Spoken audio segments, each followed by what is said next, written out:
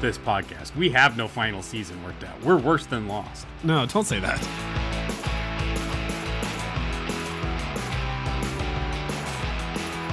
This is Then You Ruined It, the podcast that will last until one of us makes it weird. Hope you have a short commute.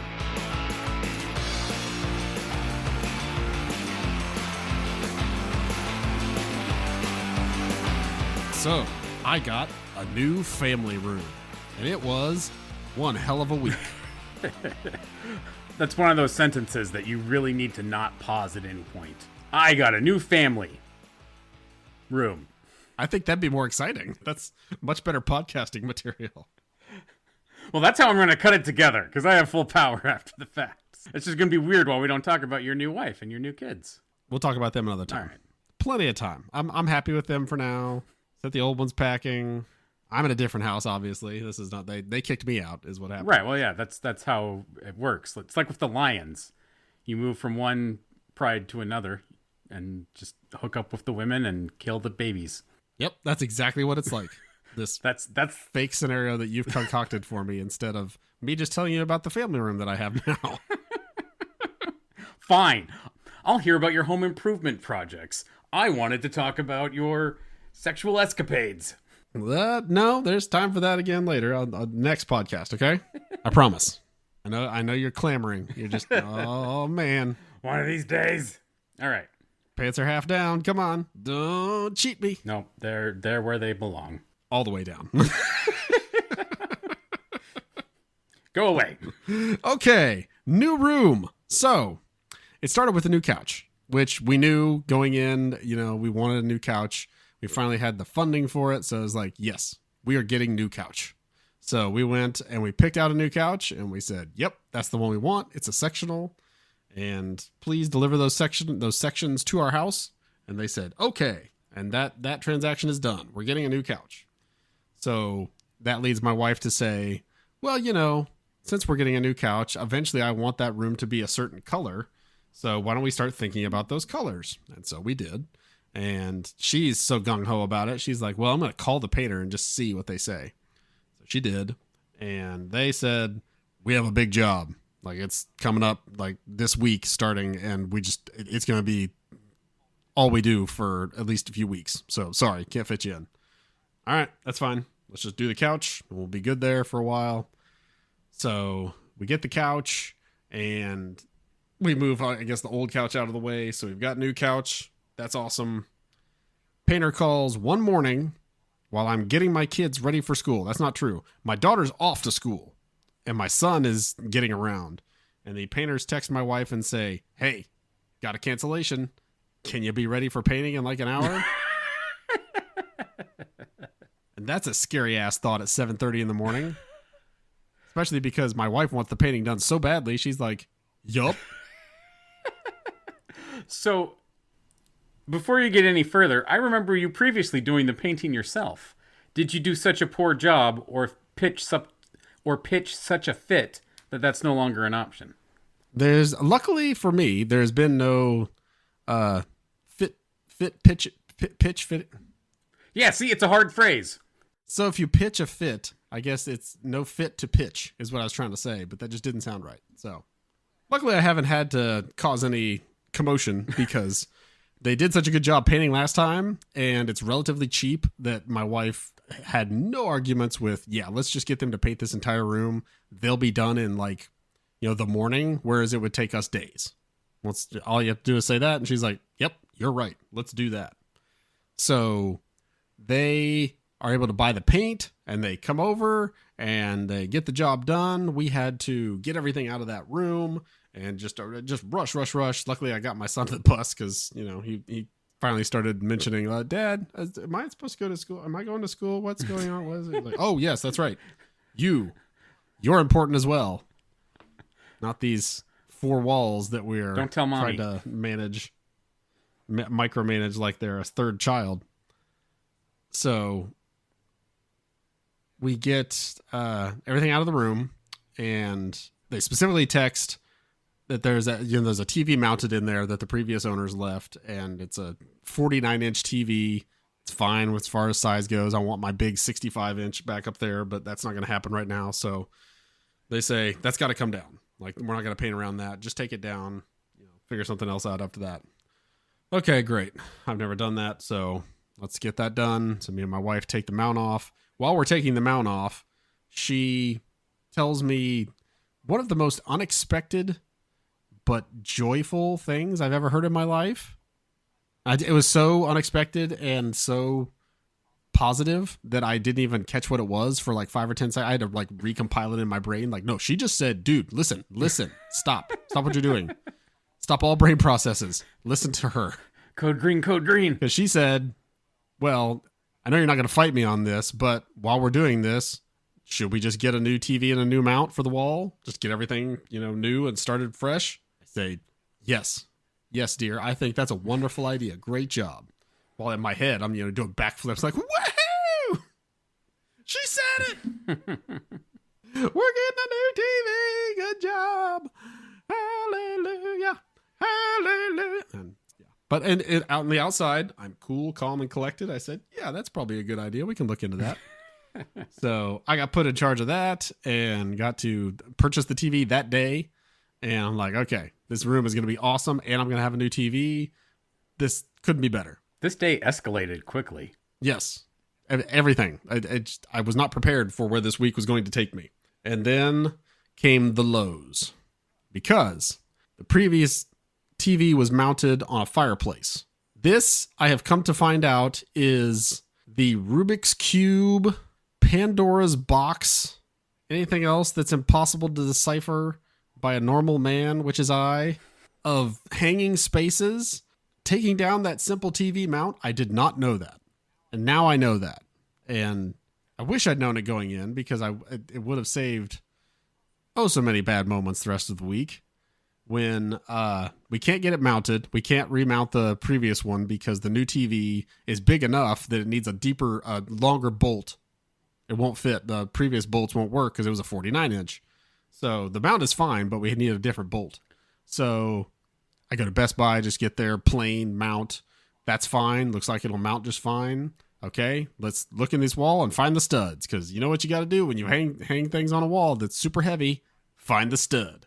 Yes, we had at least 68 different stud finder jokes going around between us, our neighbors who were asking, so don't worry, that ground was covered. Okay. So, wait, can we... Did you just not want to hang the new one over the fireplace, or was the wall there not strong enough? Was there not a stud there? Exactly. That is the issue. So our stud finder, I believe, is woefully inadequate. So I go buy a new one, which luckily was not as expensive as I thought it was going to be. I thought, like laser guided stud finders with a screen on it and everything. I thought, I'm going to pay like hundreds of dollars for this thing. No. The most expensive one is like 40. So I got one for 20, which, was fine. So I got that and came back to the house and was like, okay, we're going to find this stud. And this new stud finder, it's the best. It's going to do this job, and I'm going to be so happy. We're going to get this thing mounted. So I put it on the wall and scan around. And I mean, I'm literally doing the entire wall, corner to corner, just like, there's nothing here. There's nothing to hang this on. What the hell? I'm just, this is the time when I'm literally just losing.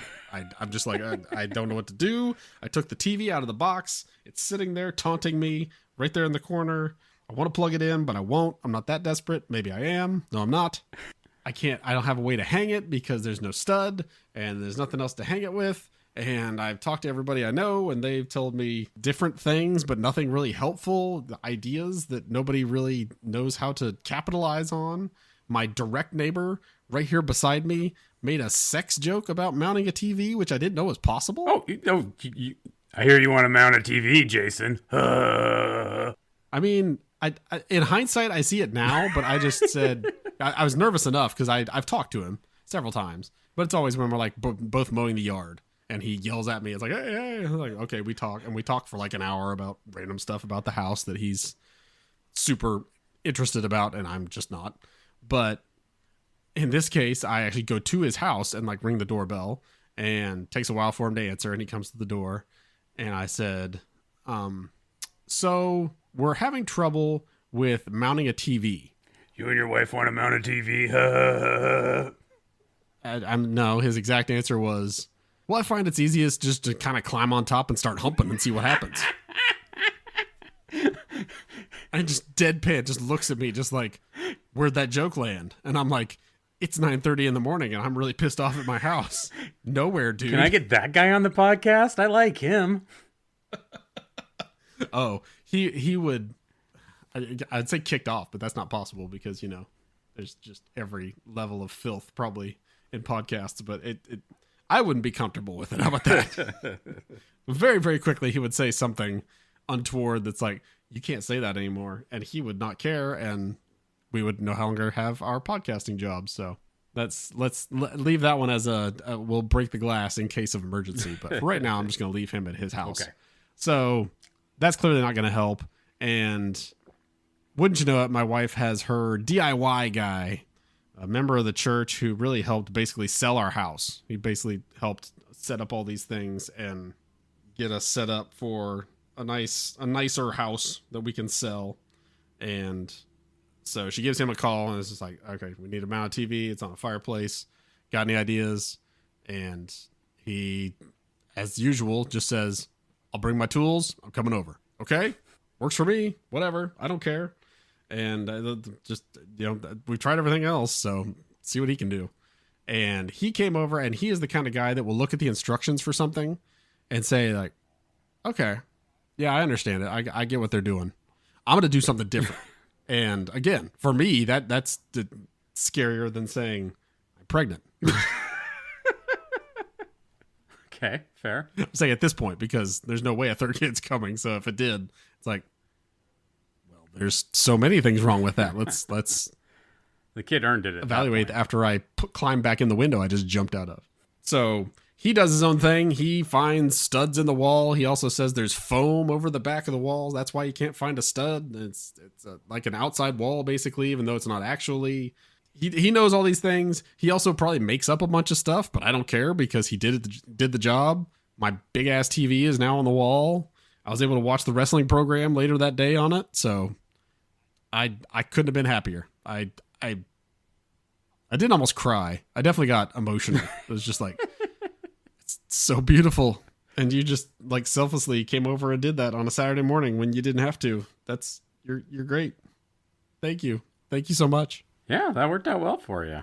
It worked out well. Now there was there was one specific, I think it was a lunchtime, and I came upstairs for lunch and just looked at it and just looked at the stud finder and did my usual, just walk over to the wall and just beep, beep, beep all over the wall just cuz whatever, maybe something different will happen.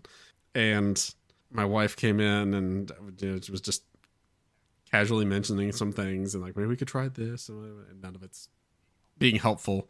And I lost it. I was just like, I just can't stand it because this is all I can think about. I'm trying to work downstairs, but all I can think about is that stupid TV on the floor, and I need it to be up on the wall, and I can't get it there. And it's just driving me insane. I mean, full on like teenager losing it at their parents, like blow up.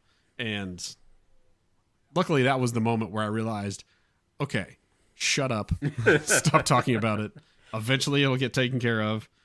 Just stop. So I didn't mention it again. But then like 2 days later, she mentioned it to me. I was just like, yeah, I wanted to tell you that when you did that, I was both scared and wanted to punch you in the face. It was like scared, like, oh my God, this, the man who is the father of my children is losing it at a TV and a mount on a wall, and wanted to punch you in the face because, well, come on. Okay. So, You must do a really good job of controlling it because this totally sounded in character to me. But that's good. Your best self should be for your wife, not your podcast. So. Oh yes, definitely. Yeah, I mean, podcast gets exaggerated self and also the id and all those ugly things that you only talk about with the therapist. Again, this is therapy. So nobody will ever know it about either one of us because nobody listens to this. It's going to be like, They were trying to work all this stuff out. Like they really tried, but they did it with each other and nobody knew. Why didn't they go to therapy? No, because therapy, there's no end game for therapy. You just keep going forever and ever. Then I realized that's also this podcast. We have no final season worked out. We're worse than Lost. Oh man, no, don't say that. Don't you dare take me off on a tangent. I'm not trying to take you off on a need to tangent. think about Just that. trying to say, I don't have a last story planned. The only way I can really picture us having a last episode is if I get gut shot on a Thursday, like around 5 o'clock. So I'm dying, but I have a couple hours to kill. That's dark and dire. This will be my last will and testament. I'm going to have everyone around, just like my family, and I'll just record me saying goodbye to them, and then I'll say goodbye to you. We'll work out the skull thing in the will, and then I'll die on air. They'll find the raw Audacity file and be like, he didn't even have time to export it to MP3. That's how you know he was really at his last, like in his last moments. Crap, you're right. You're never going to edit this. I got to edit it. I'm going to have to turn around like while I'm bleeding out and export and edit. There's no way that's getting on YouTube. Maybe we'll just have you get shot. That might work better for me. I'm sure it would. Asshole. Hey, I volunteered, and then you were Mr. Negative. Like, that show won't get edited. Okay, well, shoot you. I don't want to get shot. Not Mr. Negative, Mr. Realist. All I hear is problem, problem, problem. Never solution, solution, solution. I love you saying that when you just described yourself getting shot and trying to record your last podcast. I don't think I'm the problem here. I'm not sure what is, but it's not me.